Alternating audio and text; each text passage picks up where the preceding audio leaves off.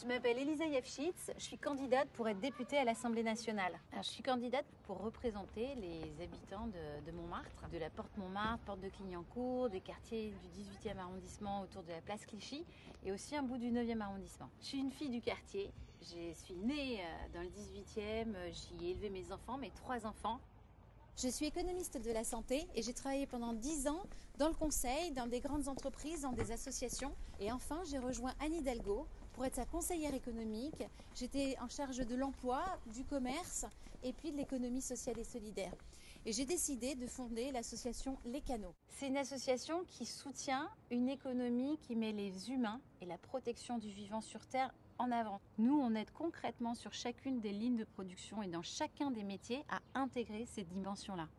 Je reprends complètement la phrase du Secours populaire. Tout ce qui est humain est nôtre. Je suis bénévole au Secours populaire depuis de nombreuses années et j'ai fondé les Jeunes Solidaires pour permettre aux jeunes de 13 à 18, 20 ans de faire des actions de solidarité pour qu'ils puissent faire des collègues, des maraudes. Le député vote les lois, doit comprendre ce qui se passe en allant voir des experts, mais aussi en allant voir les habitants. Le député également peut alerter sur des situations individuelles ou sur des situations collectives. Et puis ensuite, il va le porter, la voix des gens qu'il représente à l'Assemblée.